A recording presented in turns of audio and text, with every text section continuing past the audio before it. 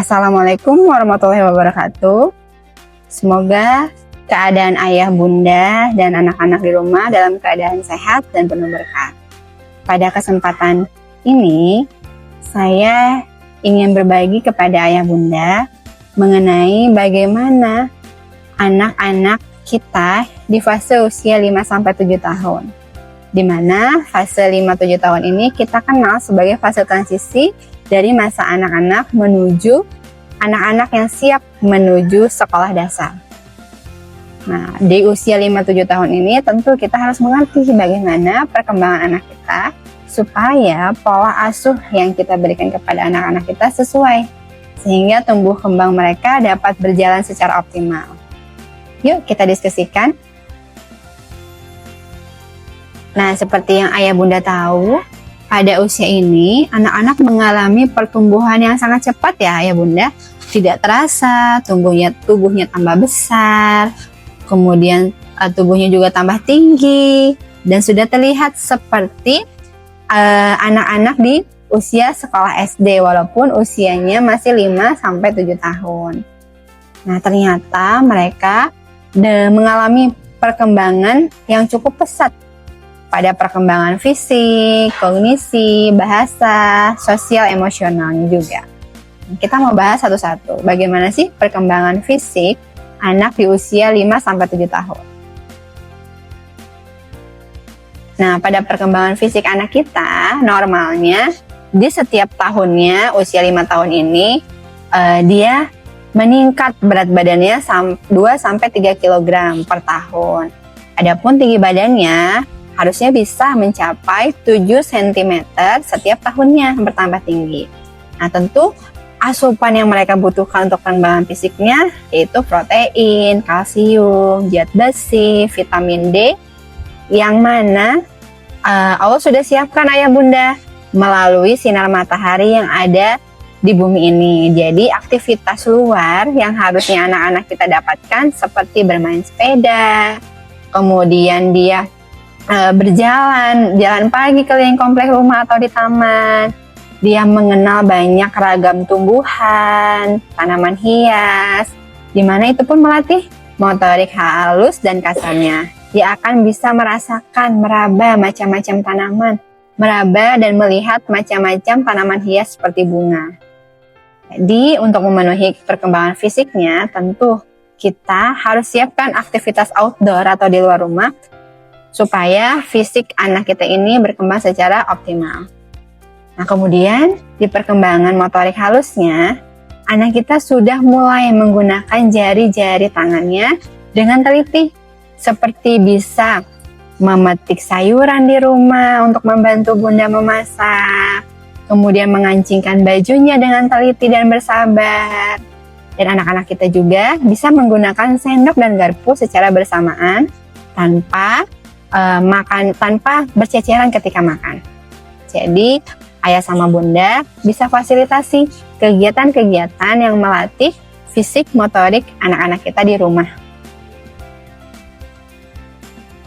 Pentingnya kita siapkan perkembangan fisik motorik anak agar anak-anak kita nanti ketika di kelas kekuatan tangannya sudah bagus ayah bunda, sudah menggunakan koordinasi mata tangan dengan baik untuk kegiatan menulis, untuk kegiatan menggunting di sekolah, atau membuat proyek di sekolah.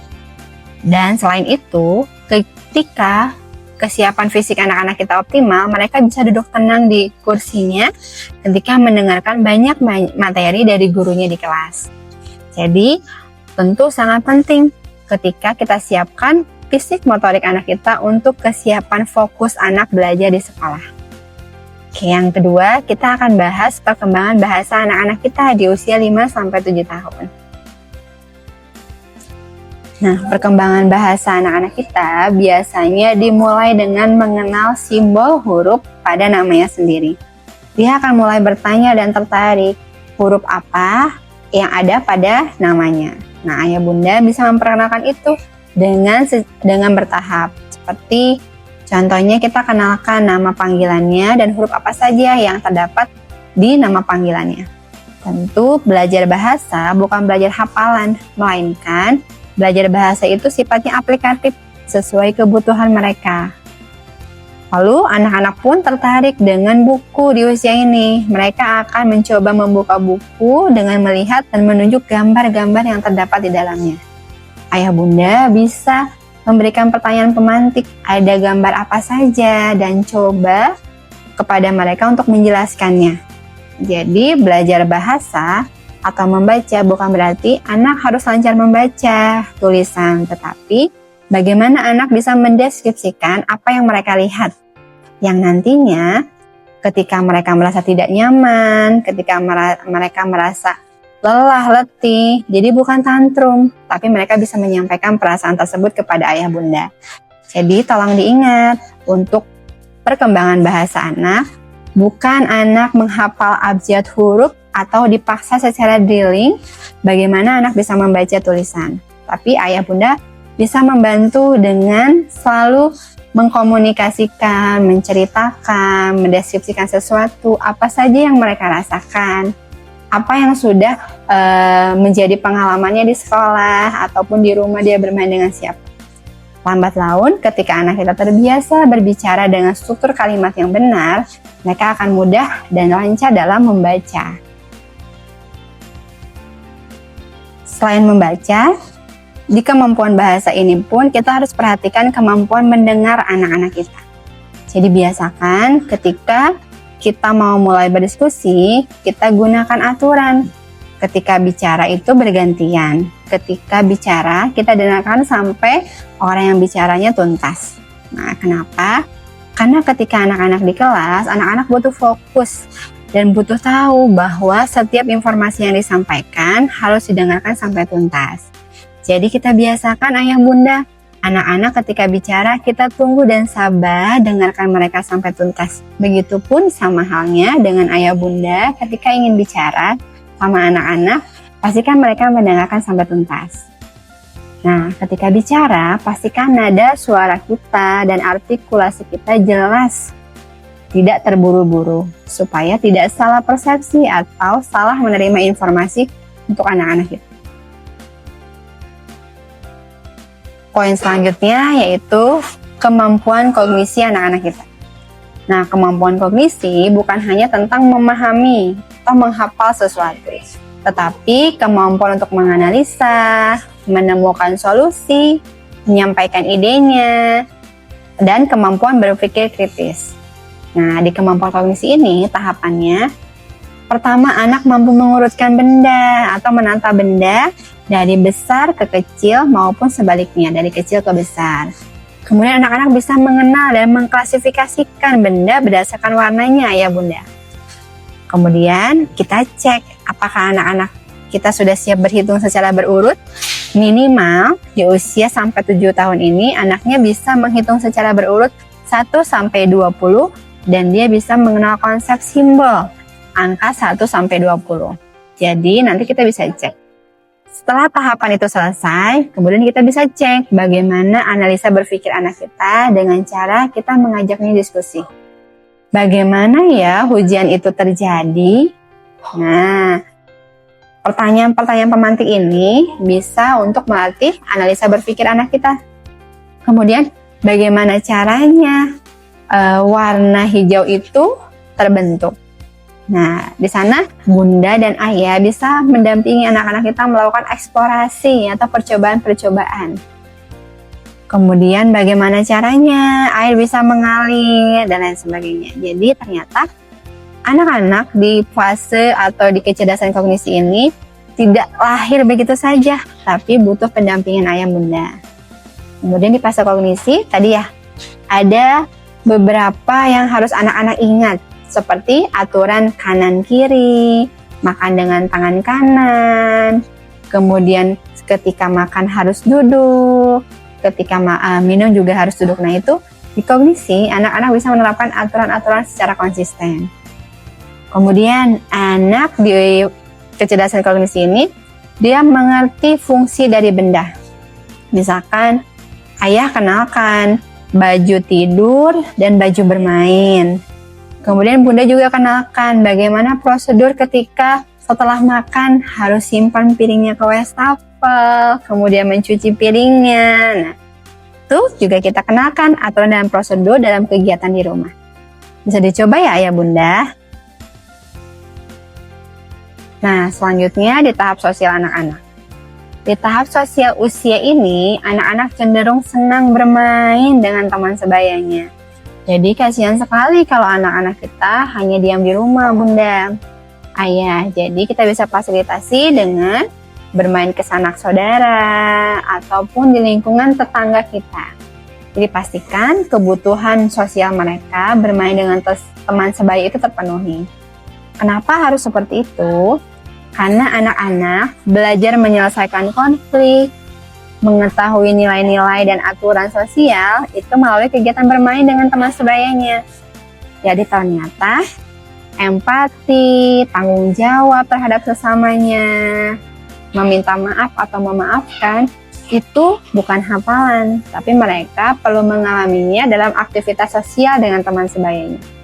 Jadi ayah bunda bisa dampingi anak-anak kita bermain dan tahan ketika anak-anak kita mengalami konflik dengan temannya. Seperti contohnya rebutan alat main ataupun terpukul sama temannya.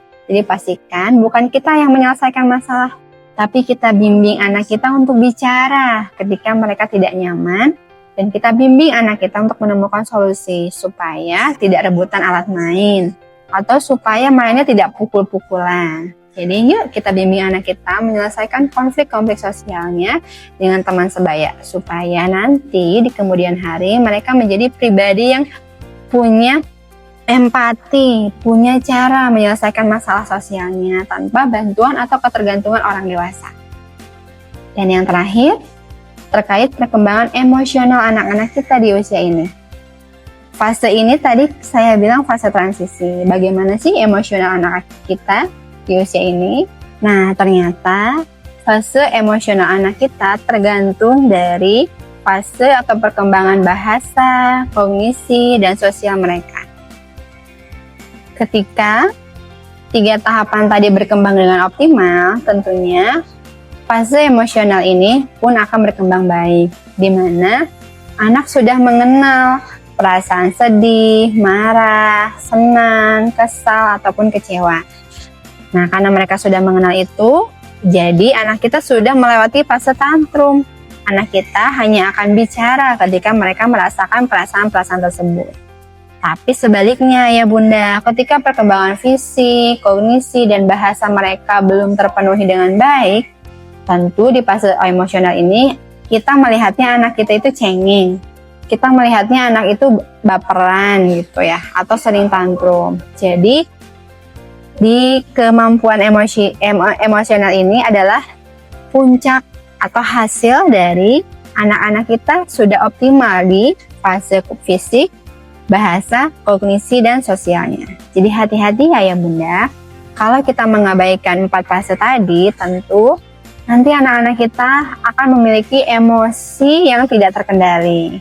Di mana emosi ini harusnya jadi pondasi anak-anak kita bisa meregulasi emosinya menjadi pribadi yang tenang dan bijaksana dalam menyalurkan emosinya.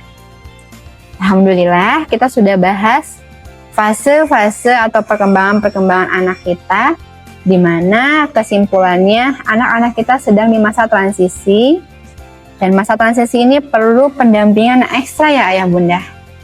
Jadi anak kita itu bukan miniatur orang dewasa, melainkan mereka masih perlu bimbingan kita, dan wajar ketika mereka masih salah, wajar ketika mereka masih melakukan hal-hal yang mereka belum ketahui. Tolong jangan anggap anak kita itu seperti kita orang dewasa yang harus mengerti dan harus sudah tahu semuanya. Semoga Allah mudahkan kita dalam mendampingi anak-anak kita, dan semoga Allah berikan kita kesabaran supaya setiap pendampingan yang kita berikan kepada anak-anak kita membuahkan hasil yang optimal.